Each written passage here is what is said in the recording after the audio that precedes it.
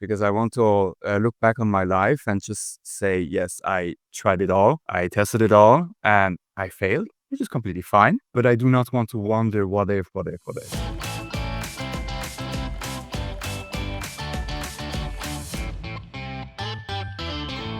Hello, everybody. Welcome to another episode of Get to Be School. This is your host, Drex, and this week I am especially happy to be with you again. I took a week break. I was with family and friends in Florida, and it was great to just step away from everything, from school, work, pod for a minute, and focus on what was right in front of me. I am coming back rested, rejuvenated, and ready to start all three of those back up. It's a new term, taking an entrepreneurship selling class, which has been really fun. Work's busy as ever. And then this podcast, it's just getting more and more fun, having great conversations every week. And I'm thankful to the community for making that happen. This is a big week for the pod. We are going international, baby. It is our first week with a European MBA guest. Simon Wild he's graduated now. He just wrapped up his time at INSEAD. He was mostly in the France campus. They have a France and a Singapore.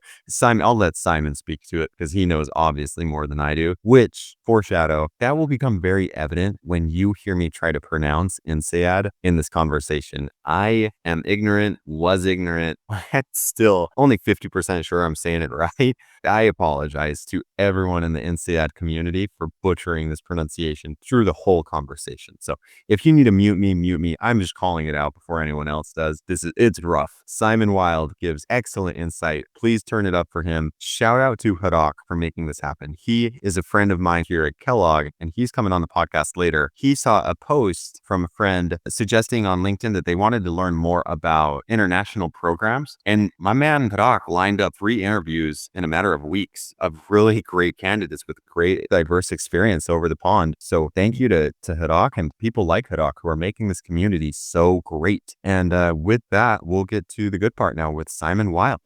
Simon, thank you so much for coming on the show. Thank you very much. I'm very happy to be here. For those looking at the video, we have a stark contrast because Simon, clue us in. Where are you tuning in from? I'm right now in Fontainebleau in France, and we actually have 7 a.m. in the morning. It's so beautiful. It's midnight over here in chilly Chicago. I would trade places with you in a heartbeat. Thank you for making this time. Sure thing. I'm also very happy to be here, and I also learned something new about the Fontainebleau campus. So I learned that the coffee machines do only open in like half an hour. So I'm doing this podcast like literally without any caffeine in my system. So let's see how I perform. But I think the beautiful view helps me a lot. So the Fontainebleau campus, INSEAD, is also located very close to the forest. So there's really a lot of nature there. And if you are, stressed out with anything, you can just go for a walk or for a run. Oh my word. That's so great. Yeah. What are we all doing over here? We should all just go over to France. Will you, Simon, please give a little bit of an introduction into who you are? Sure. Yeah, as you mentioned, my name is Simon Wild. I'm originally from Switzerland. I started my career when I was 16. So I started working at 16, did an apprenticeship as an electronic technician. So meaning I was mainly developing and manufacturing printed circuit boards, developing code for microcontrollers and so on and so forth. So very technical. Somewhere in my 20s, I realized, that can't not be it for the rest of my life. So I decided I'm going to do my military service and then I'm going to study engineering and management. During my time at engineering and management, I realized that I would actually be super interested in strategy consulting. Somehow, my university was pretty small, pretty no-name, and I applied for all of these nice companies, and it usually took them a grand total of 2 minutes to reject me, because on the online portal, you could select University XYZ, a university so-and-so, and mine, of course, wasn't listed. So I just selected others and just like an instant rejection. That's also when I first realized, I might need to do an MBA to progress in my career. Anyway, I finished my undergrad, started working at the largest manufacturing company in Switzerland in operations management, was leading a production line, then pivoted into supply chain network optimization, then pivoted into consulting at the Big Four company in advanced analytics and AI. Was working there for 3 years, took the leap of faith, applied to INSEAD, and here I am now. Okay, what a wild ride already, Simon. Yes. Let's recap, make sure we have this right. So you started with an electrical engineering background, then you did military service, and then you went into operations at the manufacturing, and then you deep dived into advanced analytics with AI. Exactly. Yeah. So maybe just a small correction here. So in Switzerland, we can do apprenticeships, meaning you are going to school for 2 days a week, and then you're working for 3 days a week at a company. And here I was working at a defense company, creating printed circuit boards and developing logic for their testing systems. Okay, but as you said, when you knew you couldn't do that one forever. You saw that one. Exactly, because it was like, yeah, it wasn't too interesting. You're always taking commands, you're taking in requirements, and then you're just executing. And it's not super creative. You cannot steer your career. You're just somehow at the mercy of your boss. And I wanted to be more in the driver's seat than just in the passenger seat of my life. Interesting. So you had this goal early on to get into strategy consulting. You eventually made it to advanced analytics and AI at a Big Four. So walk me through then, was that not good enough and that's why you decided to get an MBA, or you still want to get into more of a consulting role? I think the Big Four was amazing. I loved it. I loved it a lot. I met super smart people. It was very interesting work. I was able to work in manufacturing again, pharma, life science, FMCG, and insurance. And working with the people was absolutely amazing. But I'm not sure if this only is just me, but I somehow always wonder what is there on the other side. Is the grass greener there? I want to explore it. I want to see it. Also, I want to understand, am I able to perform in another kind of environment at like at the top level, or am I going to hit a brick wall? And that was somehow always my aspiration on, let's just try to figure out how much I can do, how much pressure I can put on and still perform until I eventually fold. But until then, I just want to figure it out, because I want to look back on my life and just say, yes, I tried it all, I tested it all, and I failed, which is completely fine. But I do not want to wonder what if. I love that. Okay. Agree completely. Well, we want no tread left on the tires at the end. Well, then let's talk about choosing schools. What drew you to INSEAD? How did you navigate that? Where did you look?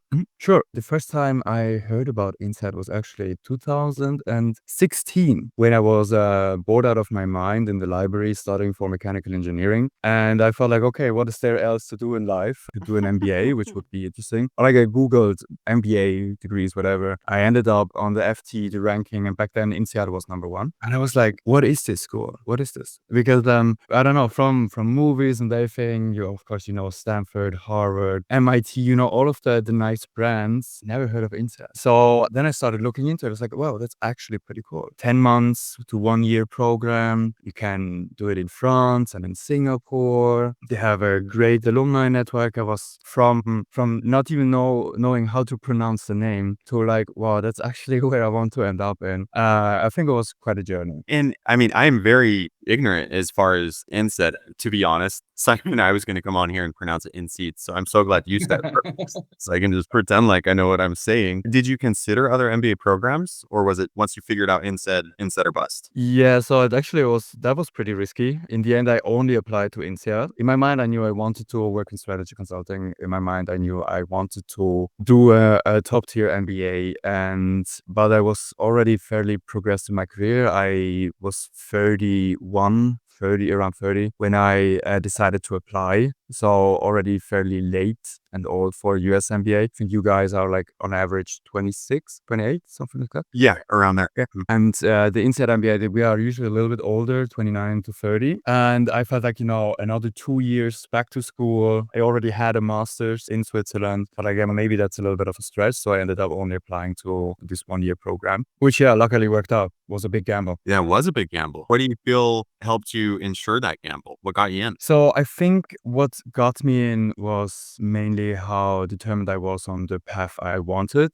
and how I always was able to control and able to shape what I was in control. So when I was working as an electronic technician, I tried to do my best to always perform top level. And I was always trying to think, okay, what is my next step and what is going to enable this next step for me in the future? So then I decided, okay, why should I go into an operations management role at large manufacturing? Because this is something where you learn how to orchestrate processes, how to manage teams, material, capacity, customer demands, internal stakeholders, and so on and so forth. So I always try to shape my work and so that I can learn as many things as possible. And then also to get somehow a very holistic profile. So coming out from operations, very manual work. So really talking to people, managing the people on a production line, to an advanced analytics AI team, where I still strongly believe this is the main topic for the years to come. Everything is going to be analytics, everything is going to be AI. So this was really, where can I focus on emerging trends? Where can I work on it? And where can I also cut through the flock? Because if you just look at LinkedIn or look at some random YouTube videos, they are calling since 2 years that AI is going to replace everyone, and we're still here, luckily. And here, for me, it was very important to be somehow on the ground and really understanding what is going on and why things are working, why certain things are working, why certain things are not. So I was always focusing on what is in my control and how can I make the best out of it to then have a coherent story, which I then, pitched INSEAD, and they seem to like it and worked out. It did seem to like it. It has worked out. Maybe we can transition that a little bit. I like this focus of controlling what you can control. How is that going in the program? What do you feel like is really within your control while you're there? So what is really in my control is, I think, the people I surround myself, the topics I want to learn, topics I'm learning right now, and the future I'm shaping for myself. In regards to people I surround myself, as you know, the MBA experience is overwhelming. We have around 500 people per cohort. There are like 1,000 people on the campus, so you are not going to be able to meet with everyone. You can have surface level conversations with everyone, but in the end, I feel like if I'm walking out of this program with 10, 15 close friends, where I can call them up late night and tell them how I messed something up and how to get myself out of a hole or something, I think I'm very happy. So here, a little bit of focus on the type of people I'm surrounding myself, and that I'm really focusing on that the connections are not superficial, but there's meaning to them. In terms of topics I learn, I've mainly focused on finance, marketing, and sales here, which is nothing I had done before. I really thought, okay, I will maximize my learning while really going out of my comfort zone to get to a holistic profile that I can talk about sales, marketing, analytics, operations, supply chain, engineering, and so on and so forth. But I think for me to maximize everything, it was always to think on what will it enable and what does it help me further down the road. I think those are excellent tenets. Most of the listeners right now are US based, and I have to assume that most of them are like me and have no idea what really the similarities are between, a standard US MBA program versus INSEAD. So walk me through, how much of it is rigorous study? How much of it is just interconnecting? How much of it is travel? What's your time there look like? So just a little bit of background on the INSEAD MBA program. So we have 2 campuses. Our first campus was opened in Fontainebleau, actually in a chateau, also in a castle from Napoleon in 1956, if I remember correctly. And then the second campus was opened in 2000 in Singapore. You are free to spend as much or as little time in each or the other campus. So you can have the full MBA experience in Singapore or everything in Fontainebleau, or you can switch in between every 2 months. Now we opened a new campus in Abu Dhabi, where we have the opportunity to spend 2 months in Abu Dhabi, like really immersing ourselves in the Middle Eastern culture, talking to companies over there. There's a lot of tracks and company visits have been organized there. And we actually also have a campus in San Francisco. So it's not really a campus, it's more of a business hub, where I spent a grand total of 1 week immersing myself in the US culture and in Silicon Valley and in the mindset, which is absolutely insane. I loved it.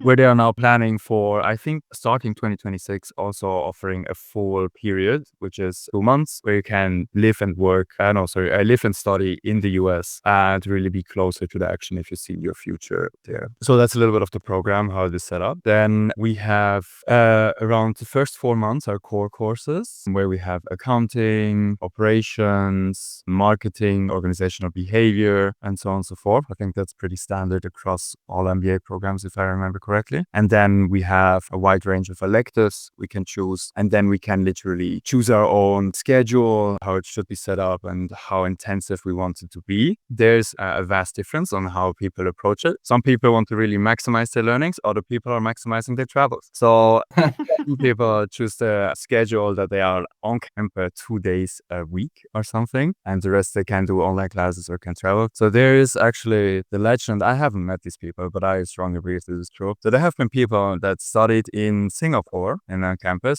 They had a grand total of 2 days of school per week. So they lived in Bali, enjoyed their life over there, flew into Singapore, went to school, 1 night in a hotel, another day at school, and flew back to to Bali, just enjoying their life. So yeah, there's a vast difference of how people approach it. I think I was more on the academics focus and maximizing my learning side, but I would say I traveled maybe every other month to a different place, which was a lot of fun. And also in Europe, the flights are currently fairly cheap, from what I heard, much cheaper than in the US. So there are a lot of people that go for a weekend to Greece. Of course, there's a train from Paris to London. So I went to Slovenia 2 weeks ago, to Munich, to a spring festival, which was, to be honest, a little bit bad because we had way too much beer, but it was a lot of fun.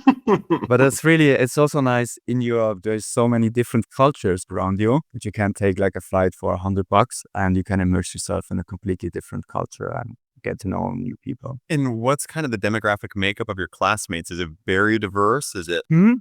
INSEAD, I'm not sure how official it is. I think there's like an artificial boundary of 10% of a nationality, which is allowed to get into one cohort, or 10 to 50%, I think. So it is just by design, it is very diverse. So there's no dominant group. Of course, there are some countries which are more represented than others, but overall, I think we are 60 or 70 different nationalities. There are around, I think, 3 people from Switzerland, I think around 15 from the US, if I'm not mistaken. But one thing almost everyone at INSEAD has in common, they're usually double or triple nationality. So we have a lot of people that, I don't know, were born in London, grew up in Dubai, and then studied in the US, and are now in France to study and want to work here. So a lot of people that really traveled around a lot with their parents or for their work or for their studies. So it's really, really super diverse, which I absolutely love, because there's not the Germans that always hang out only with them, or the Brazilians that only hang out with themselves, but it was really completely mixed. Wow, incredible. Just as a small anecdote here, so yesterday I had a dinner where there was one Thai, one Norwegian, one Canadian, and one Kazakhstani. And this is not like something special because, I don't know, we are all just hanging out. We're setting up dinners, and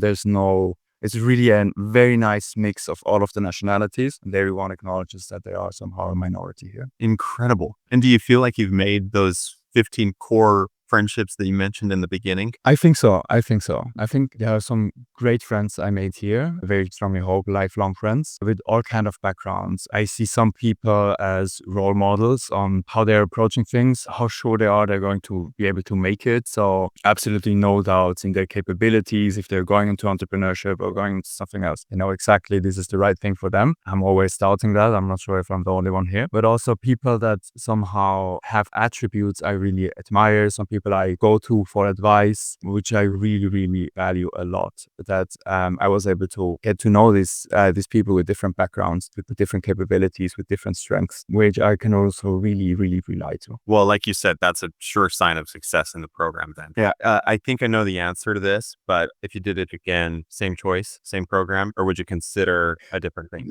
I think this is actually a very good question, because so since it is a 10 months program, it's fairly short, and we are like literally 3 weeks out of graduating. Now, of course, I start to think of, okay, what would it be if this is only the start? Maybe I would now leave for an internship, then come back in autumn and do it all over again for a year.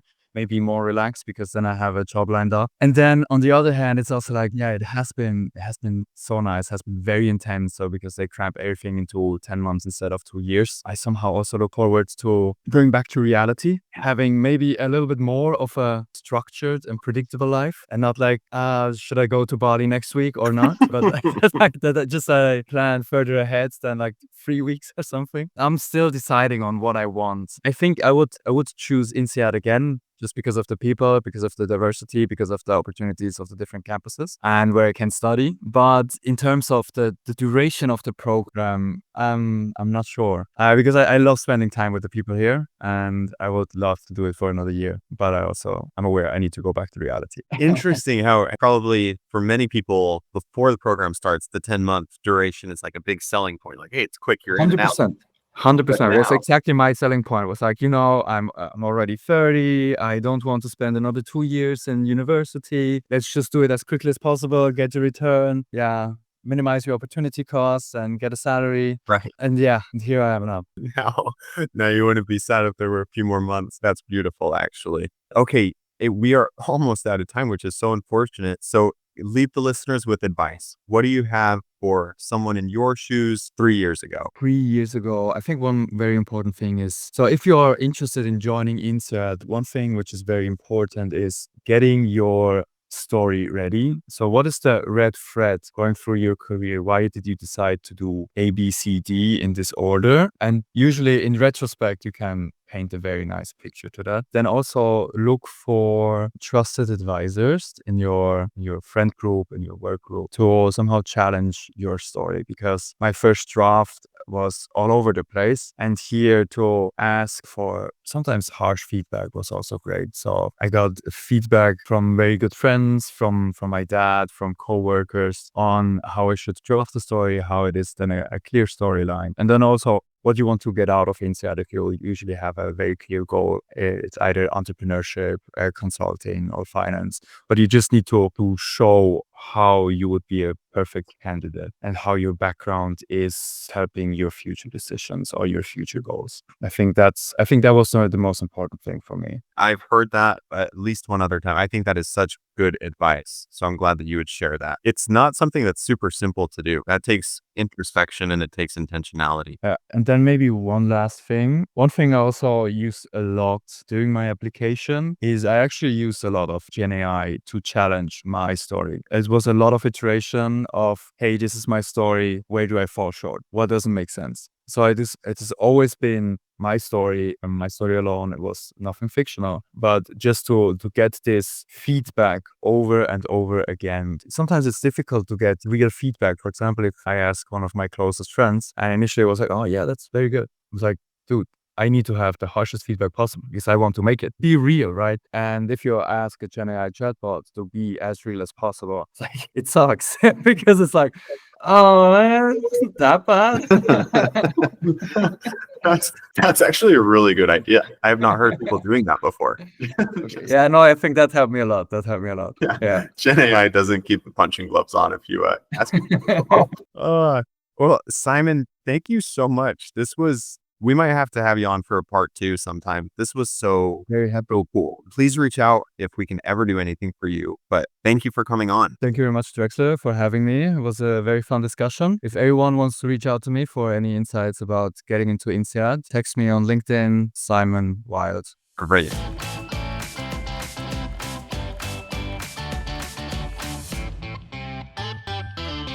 You're freaking awesome, dude. Can I do anything for you immediately? No, all great. I'm going to get a coffee now. I can start my day.